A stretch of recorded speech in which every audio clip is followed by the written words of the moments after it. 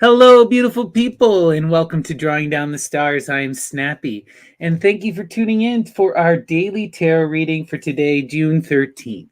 How's everyone doing? It's going to take a second to say hi to the chat. I want to give a shout out to Kari. It's always good to see you. And a big shout out to my friend Kosker. Happy to see you as well. And of course, shout out to Occult Examiner and to everyone over at Gay Pagans on Facebook.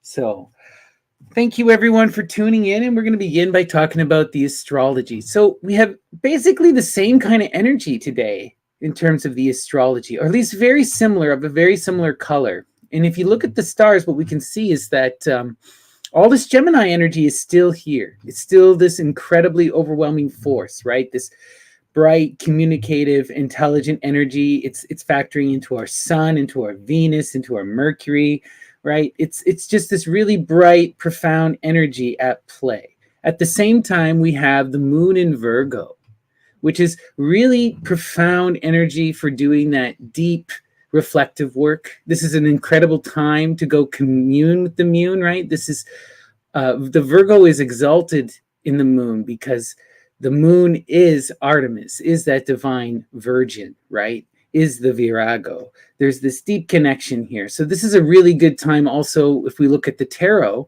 this is connected to the Hermit card. So this is the perfect time to pause and reflect and to really connect to that divine feminine as well.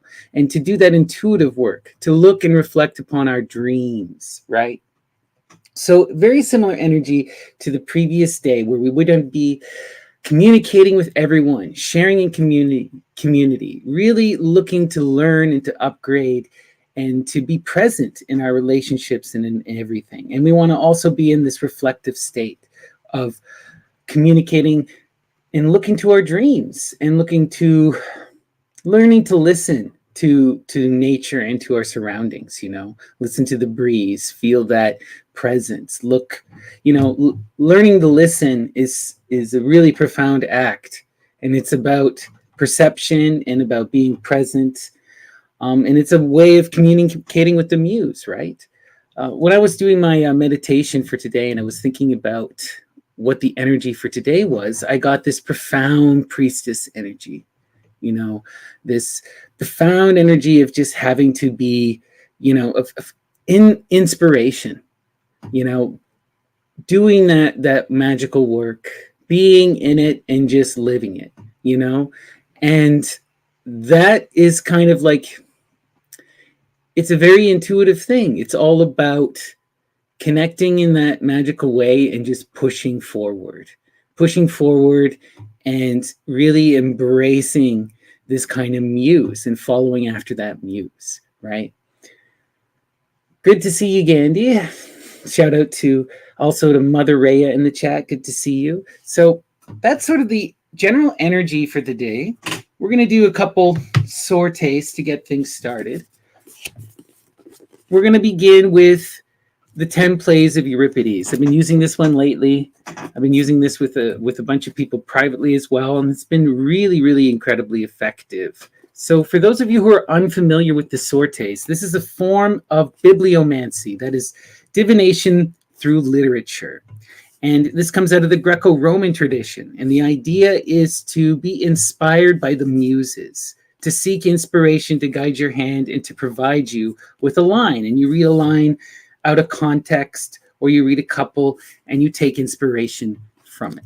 So we're going to go with Euripides today, one of the greatest of the Greek playwrights, the great reformer, the writer of the Bacchae, Medea, among others, Ion. Incredible. So let's see. Muses, guide our hand.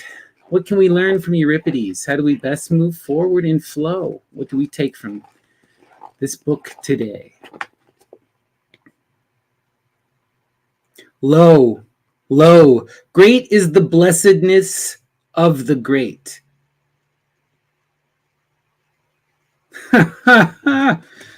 Lo, lo, great is the blessedness of the great. So, to me, this is a deeply, deeply profound magical phrase, okay? Great is the blessedness of the great, right? This is all about being in that profound power. You know, who are the great people? The people who believe in themselves, who do great things. You know, there's a correlation. It is egoic in a sense, but greatness is in some ways an egoic energy. And if you want this greatness of energy, though, if you want the success, there is a certain manifestation that has to happen. You know, you have to believe in it. You have to be great, right? Great is the blessedness of the great. This kind of love also expounds upon each other. You know, you have that self-love. It just goes in this complete thing, right? And greatness is something that comes from within, and it begins with perception. And you can, if you believe it, if you have this, it will pour out of you and pour out of everything you do, and it will affect everything. You know, when you do a magic act, you know, you want to ascend that throne, and you take that position as the supreme power, and you assert your will over reality, in a sense.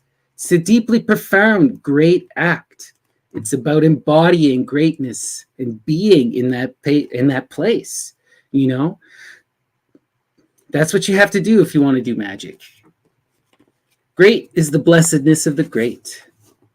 All right. Thank you, Euripides. Interesting message for today. All right. We're going to go to Boccaccio, one of the greats of the Renaissance, friend of Plutarch, one of the great novelists, the Decameron. All right. Muses, guide my hand. What message do we need today? How do we best move forward and flow? Inspire us. No circumstance was wanting to duly celebrate thy obsequies, save the tears of whom, while thou livest, thou dost so dearly love, which thou shouldst not lack. No circumstance was wanting to duly celebrate the obsequies, save the tears of her whom, while thou livest, thou didst so dearly love.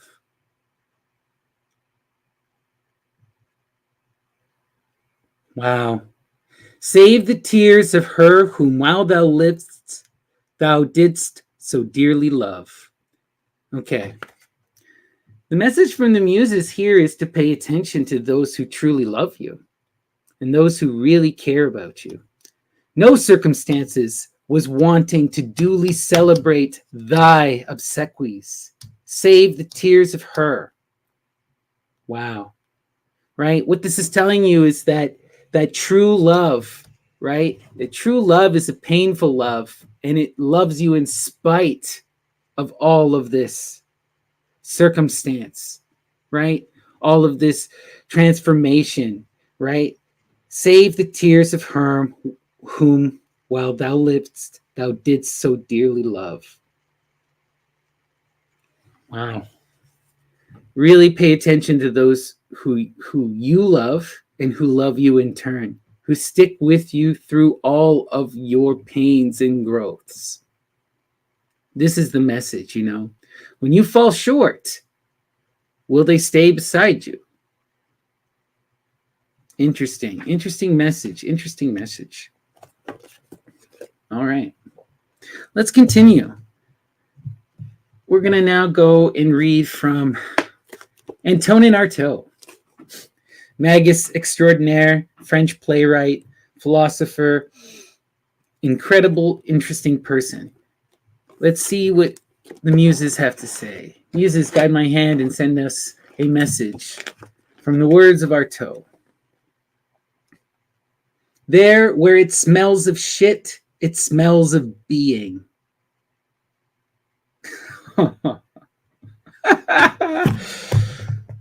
There where it smells of shit, it smells of being. Hail Dionysus, everyone. This is that magic of transformation. This is that power of growth. Out of decay comes rebirth. What fuels and empowers the fields, right? What fuels the fields but the excrement, but the death, right? Something has to die for you to live. Something has to die for you to live. This is that cycle within the natural world, right? We have removed ourselves from the shit. We have disconnected ourselves. We have removed ourselves from all of this kind of sense of being.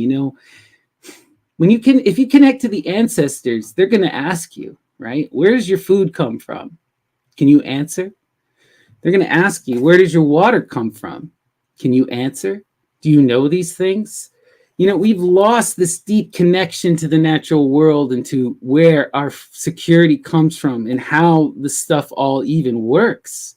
We no longer deal with excrement. It goes down the drain and is out of our mind entirely, right? But it's important to understand it smells of being. It smells of being, that decay, that transformation. This is a big, powerful secret. Okay? Interesting. Think on that. Think on this connection. If you're looking for true transformation, the power of rebirth, you got to look to that which dies, right? And is reborn. In the chat, my good friend Gandhi said, wash your vegetables, classic line of the great cynic Diogenes. Wash your vegetables indeed, right? Because if you wash them yourselves, you don't need to go kiss the butt of any tyrants. All right, let's continue. Okay, let's see here. We're going to go to our friend, Lord Byron. All right, Lord Byron. Muses, guide my hand. What message do we need to hear? Grant us inspiration. Show us how to best move forward. Here to be lonely is not desolate. Wow. Here to be lonely is not desolate. This is a really interesting thing to think on. This idea of loneliness and desolation, right? Loneliness is simply a separation, right? Often loneliness is a result of a hermitage, right? All hermitages will lead to loneliness. That is much is certain, but not desolation. Desolation is that destruction, that loss of love, that profound removal, right? So this is a reminder, if you're feeling lonely, if you're feeling detached, remember that things are still alive and there's still love out there. It's always a reminder that in some ways loneliness, is to a certain degree a choice, in the sense that you have to choose and you have to act to engage with others. And this may be incredibly, deeply hard for people, especially those who are ill. And I don't mean to guilt anyone. It's just this reality that love and friends and all of that communication, that community, it requires deep action and involvement, so you can stop being lonely, right? Desolation is something different. So it's also a reminder that maybe don't blow up your bridges. Don't burn your connections. At times, we all need to take a step back, right? We all need to protect our own energy. We all need to have these moments of hermitage where we reflect upon the self and our actions, and we figure out what we've done that's wrong and right, and how do we move in balance, and how do we best move forward. This is just what you need to do, right? And if you blow up all your friendships and everyone around you because you're stressed out, you will cause a desolation, and it will be a loneliness of a different kind, This kind of loneliness is different. This is the loneliness of choice, of non-engagement. And yeah, remember, right? Your loneliness is a non-engagement to a certain extent. Wow. Intense message from Byron. Intense message from Byron. But it's something to think on. Think about yourself. And if you are feeling that kind of isolation, how are you participating in this. All right, we're going to go to the beautiful, profound Goethe and Faust. Muses, guide my hand. What message do we need to know? Grant us inspiration. Help us to move forward in flow. The footman and the maid sit face to face. Oh, wow. The footman and the maid sit face to face. Okay, this immediately, me being the tarot person, the crazy person that I am, I'm immediately thinking of the classic tarot images, right? The princess and the page. If you're familiar with Crowley's deck, he calls them the princess. If you're familiar with the traditional tarot, they are the page, the footman, so to speak, right? The one who tends to the knight. The footman and the maid sit face to face. This is all about this energy, this young, youthful energy of transformation and of growth. The princess, the page. This is about, these are really deep, profound cards within the tarot. And it's always, the princess becomes the queen. There is a growth and a realization and a transformation that happens, right? The page becomes this powerful knight. You know, you got this growth that's implied in this lesson that's going to be learned here.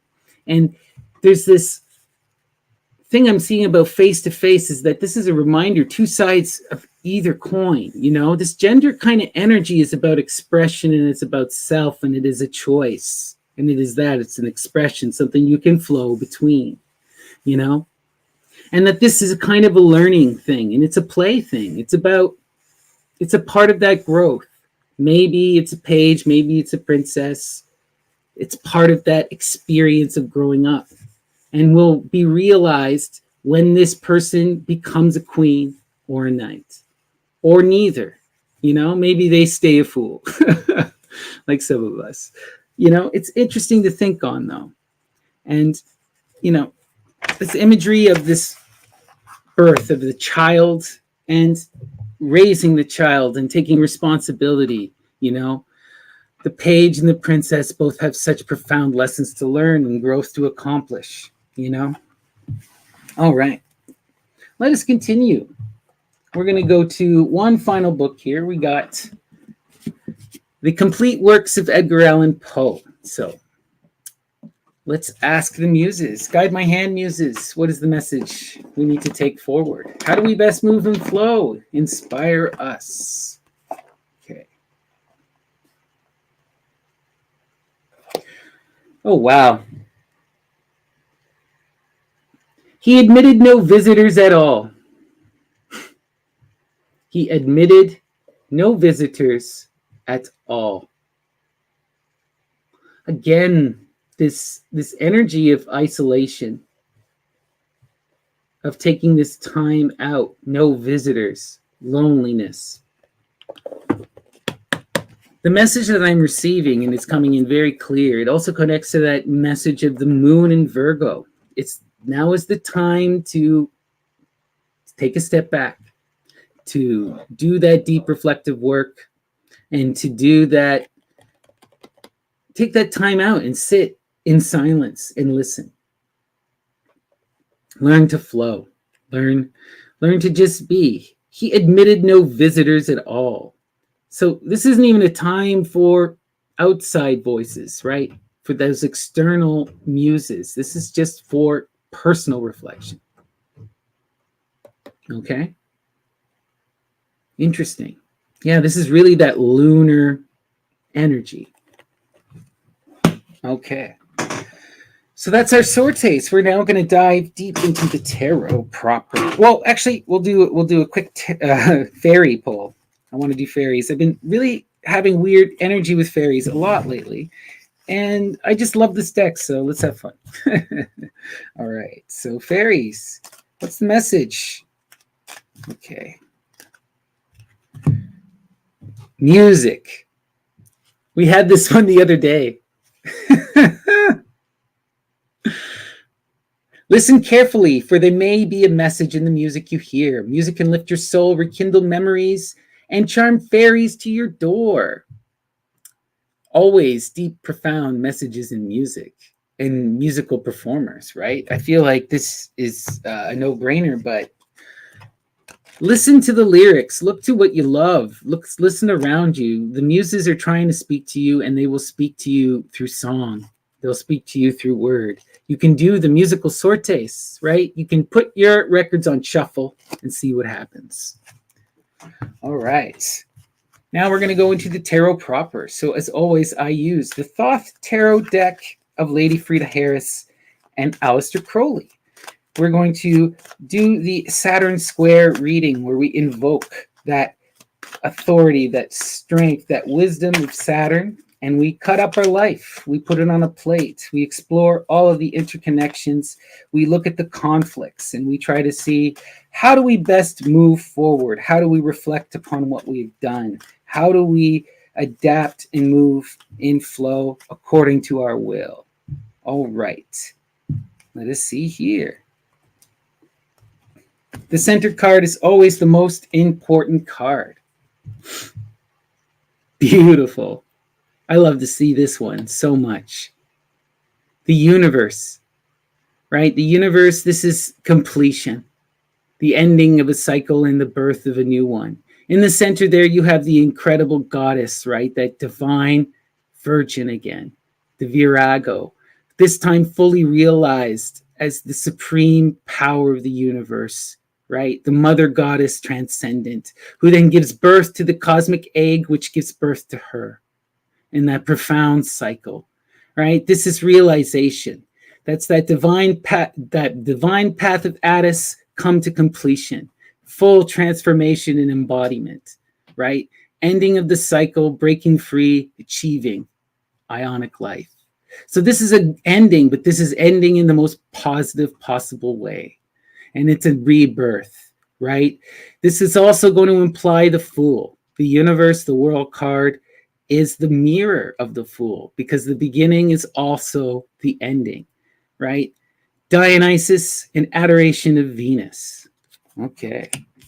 Powerful, powerful energy to begin. Let us see. The Strength card. The most powerful number, right? 9 in that suit of wands. Powerful force of desire and passion. Connected to this universe, what I'm seeing here is that this transformation, this completion, this upgrade, this manifestation, it's almost here. It's in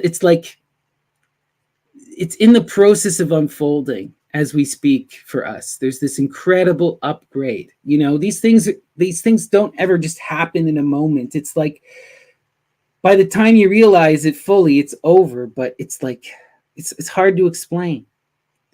But there's this sense I'm getting that we need to be in this passionate drive still.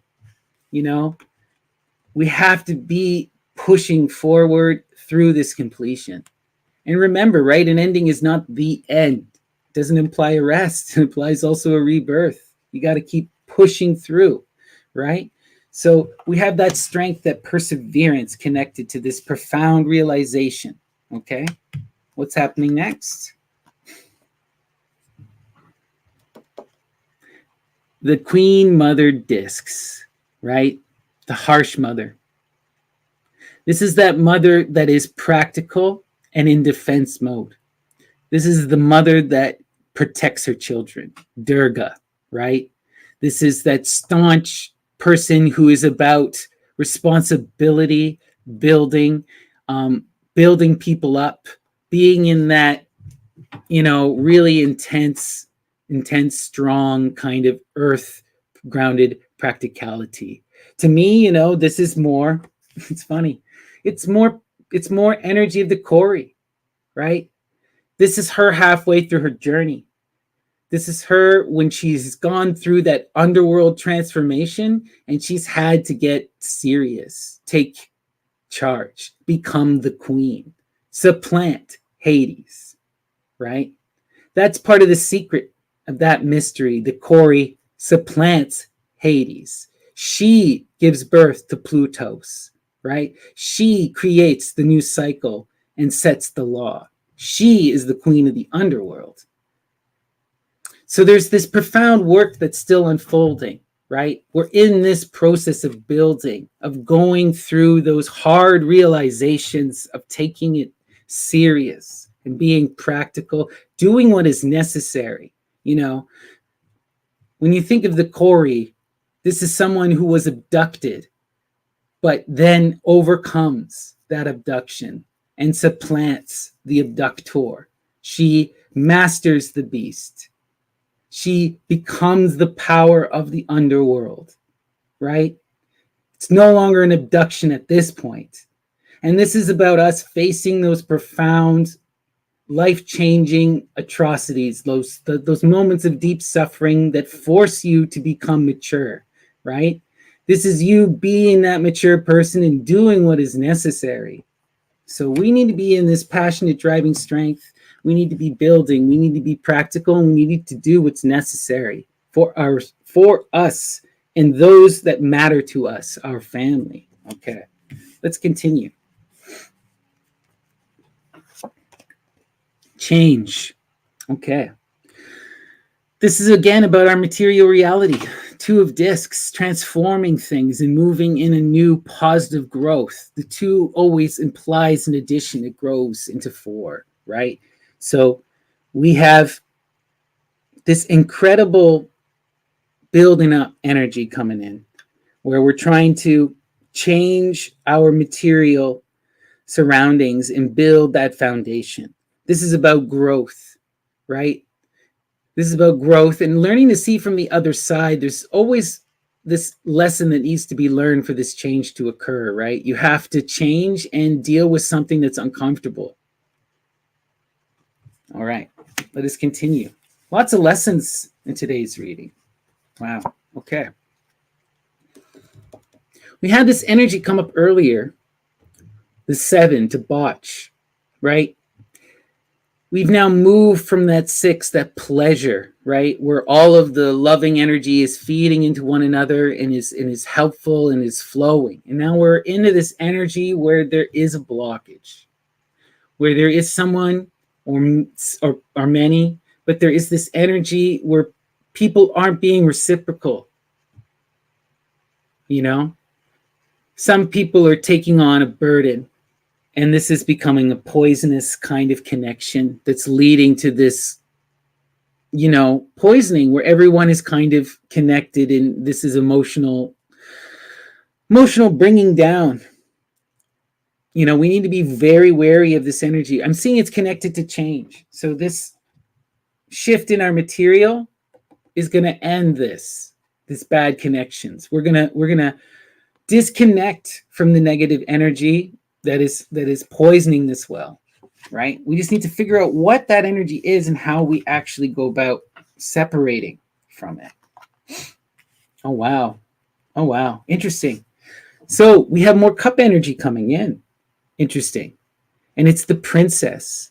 It's the energy we've seen in the sortes, right? The Princess of Cups. This is that youthful child, beautiful energy in the Suit of Cups. This about our emotions, about our connections to that divine feminine, that connection, that flow with the universe. And what I'm seeing here is that there's this, there's a new birth coming in. There's new relations coming in. There's new connections. And there is a new way of approaching relationships. You know, this completion cycle is bringing in a lot of profound changes. And you're coming in this, there's this young energy, okay? Youthful energy that needs to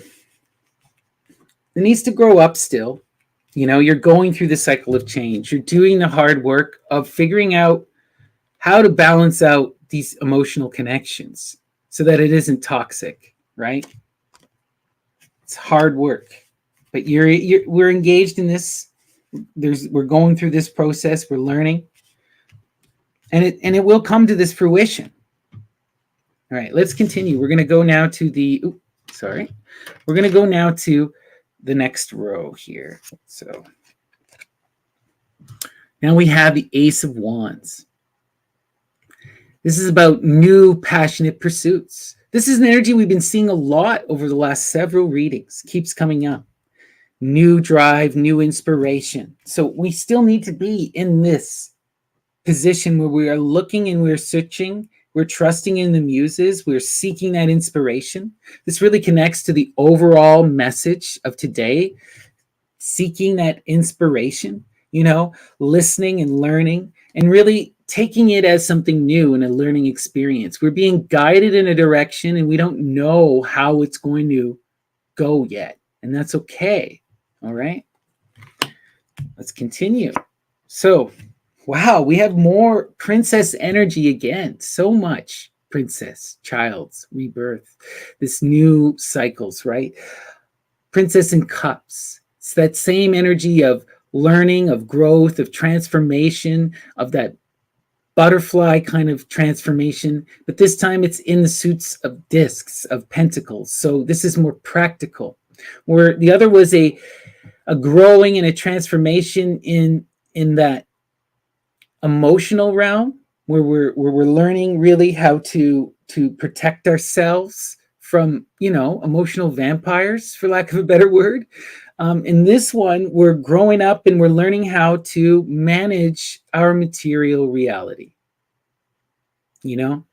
We are learning how to take care of ourselves. The Princess of Discs becomes that harsh queen, which is already here in the deck, right? This is, again, that Cori energy, that Persephone, who brings the spring, who plants the flowers, who blooms, right? So what I'm seeing here is just that we need to be in this profound upgrading moment and learning moment and recognizing that this is a time for growth and for transformation. And there's still a lot to learn in how we do our business, how we build our foundation, right? There's still a lot to learn in how we connect emotionally with others. Okay? All right. So the final card of our square. Wow. Love. Love. This is the defining feature for this shift, for this incredible growth that's happening here in this area. It's this loving energy. So there is a love, a romance, right? A passionate love affair. This could be an actual person that's coming into your life or that is present in your life. It could be a child, it could be a lover, it could be a partner. It could also be something that you are in love with, right? A project, a pursuit. But either way, there's this profound loving energy that is fueling all of this amazing upgrading. And, it's the last card in the Saturn square. So that's the final energy. This is where that energy ends. So the main thing to take is that love too. Wow. All right. So now I'm going to tilt the camera so you can see the full layout. And we can do the last couple readings here. So here's our full square with our universe in the center. So I'm going to start here. We have strength, the 9, right? Wands, that fiery, passionate energy of persistence, of continuing, right? Of persevering, even you're right on the end, almost succeeding. You're about to achieve that great upgrade, that transformation. You just need to persist, right? It's connected to this overcoming of this. There's so much of this energy lately of just learning how to balance and connect with others in a truly beneficial way. And this is such a learning experience here, right? And even though we were seeing in the other direction, we're learning that experience through that rebirth, that growth through that Princess of Cups, where we're embodying that emotional response and we're growing in that direction. We're also changing our bad habits in our reality, and we're distancing ourselves from toxic people. We're literally moving out of the way. We're changing our reality, and this is going to end this, right? This is these two together, this is a big potential upgrade, right? This is what's leading to this conclusion, this universe energy, ending out this cycle. Okay? All right, let's continue. So if we go down the middle, yeah, right? The key to this energy, this is what we want to manifest. This is what's coming down. This is the goal, that completion and rebirth, the ending of this and the transformation into something greater, right? To get here, we need to follow our passions in our hearts, and we need to be in this pursuit of the new, to chase after the muse, and we need to embrace change, changing of habits, changing of physical space, potentially moving.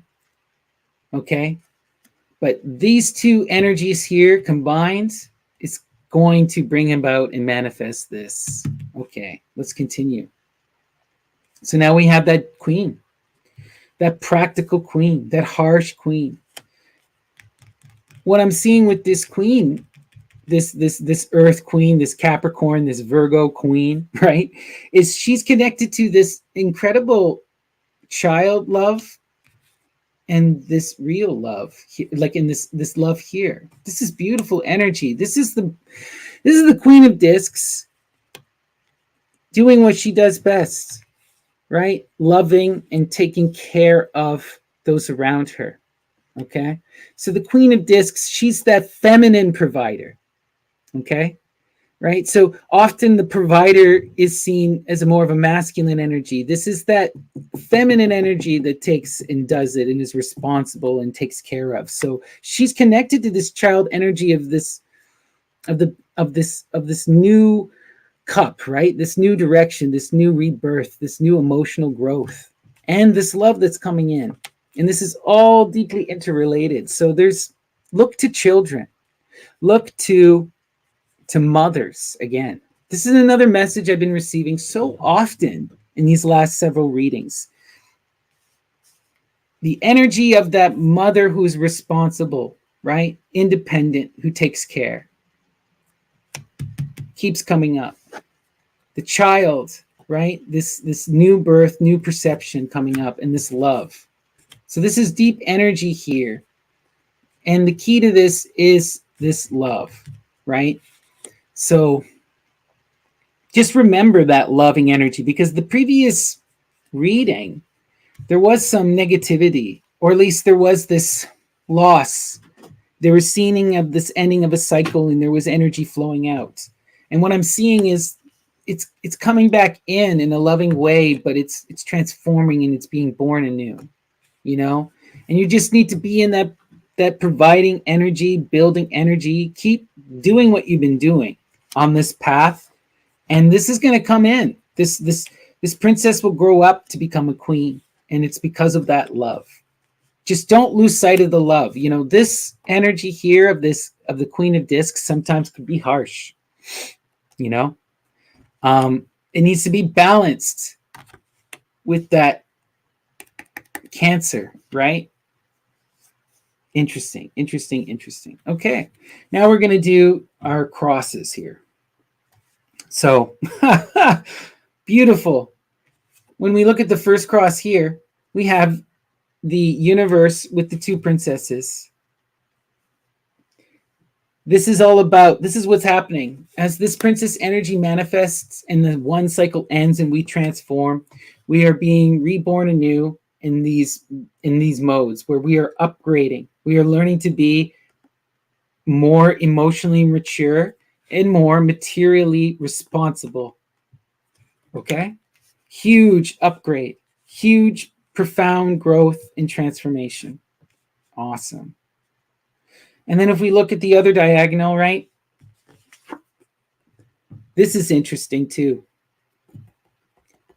What really fundamentally ends this debauchery and what needs to be there throughout, no matter what, is love. So even though some of this energy is toxic, the love never stops. It's almost a loving response to end this toxicity, right? To move away and out of this debauchery, right? You don't want to be fueling this or a part of this. And love is the answer. Love is always the answer. Love will bring that profound transformation, that profound upgrade. Wow. Wow. Wow. Wow. Wow. Wow. Wow. Intense energy, everyone. I love it. I love to see it. I love to see it. I love to see it. Okay. All right.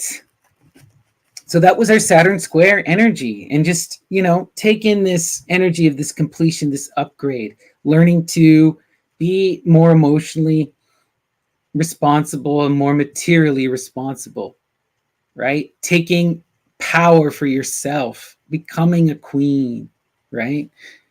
And the key to this is that passion and that love, that persistence and change. Awesome. Awesome. Awesome. Awesome. It always does come back to love, karma. It always goes come back to love. Right. So thank you all for listening. This was so much fun. If you could all just take a second and give me a like. The likes really do help the live stream. It really affects the algorithm and it's just good karma.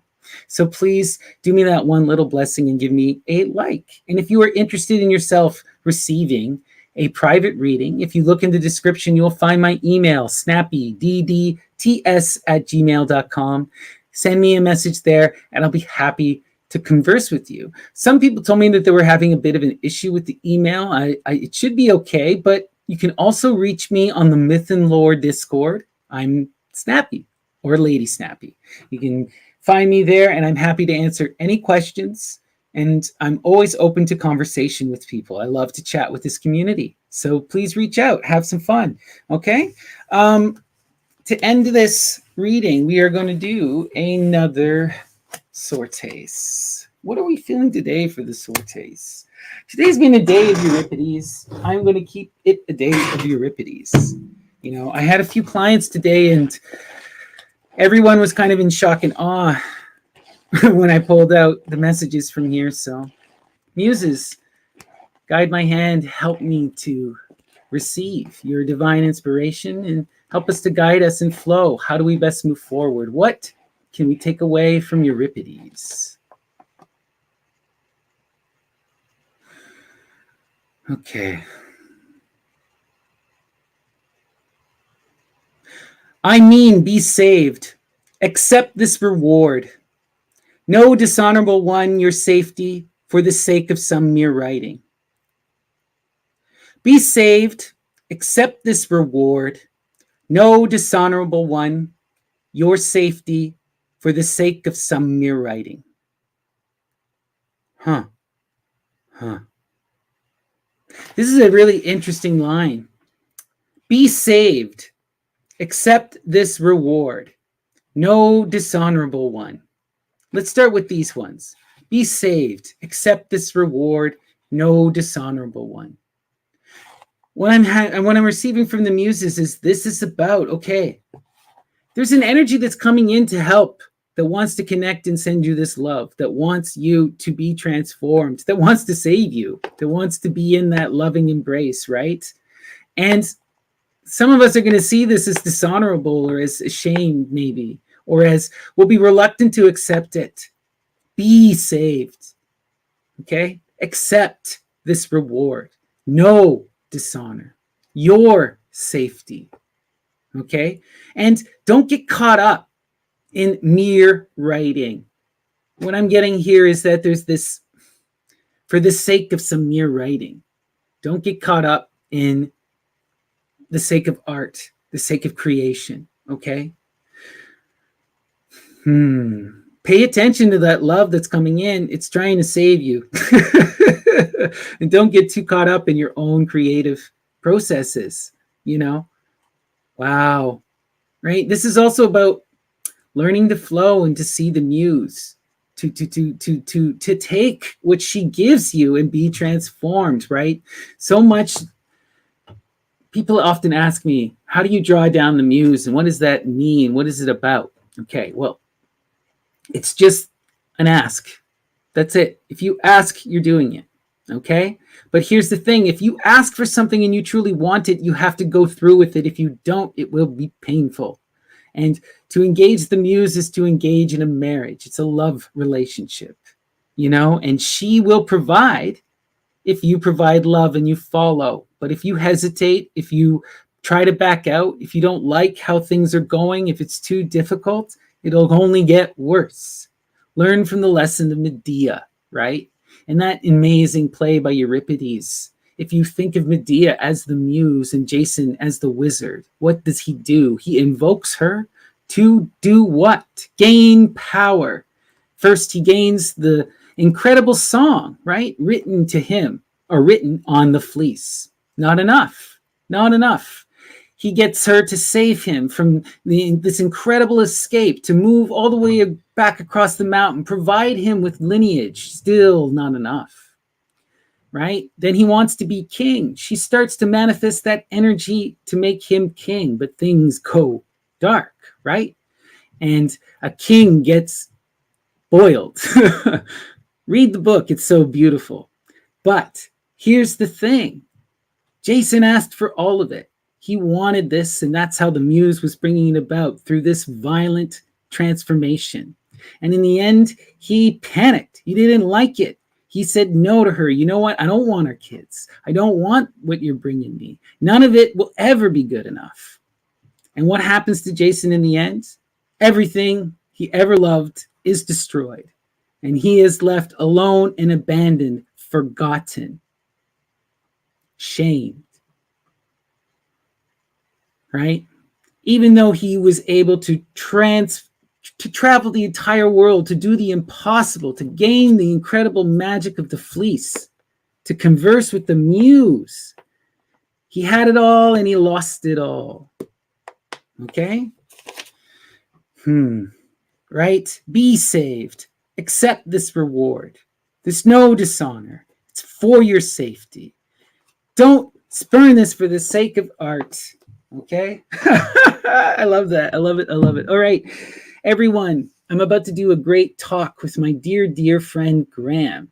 Graham is releasing a brand new zine in which he has hand-drawn, and it's all poetry and magic in overcoming of mental illness. Come join us for this conversation. It's going to be deep and it's going to be beautiful.